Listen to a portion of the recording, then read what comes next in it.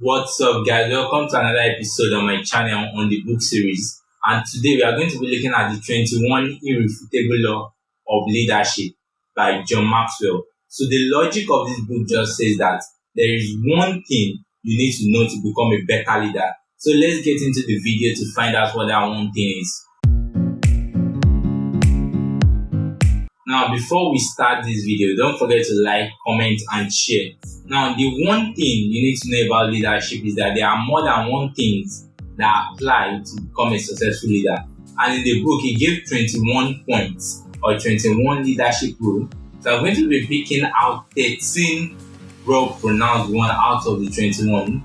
And I'm going to put the 21 in the description below in case you would like to know the rest. Now, the first point says the law of process. And instead, when it comes to leadership, it is more like investing in a market stock. You don't expect to grow a fortune in a day or a month. You have to take years or decades. The second law says the law of respect, and says leaders that are stronger and better than their followers tend to gain respect from their followers. So it is easier for them to navigate a way or to show their followers the right step to take that can actually lead to a successful life or a successful career. The third law I picked says the law of solid ground. And it said in the law of solid ground, leaders need to be able to amplify their character, amplify their behavior, and also maintain their credibility. Avoid breaking your trust with your people. Why? Because you, as a leader, you are more like a bank. So the moment you break your trust, you are showing your people you are not trustworthy and you cannot keep to the standard which you expect them to keep to. Fourth law says the law of navigation. So leaders need to navigate their life or their way through life effectively, knowing that people depend on them. You cannot afford to be confused. So you need to stay away from traits of indecision, doubt, or fear. Now, the fifth law says the law of victory. Now, everything rises and falls on leadership. So leaders are unwilling to accept defeat. The alternative to not winning or not succeeding is not accepted by them. The sixth law says the law of legacy. So to leave with legacy is to have tomorrow in mind, to be able to sacrifice for the people who are looking up to you and are looking after you.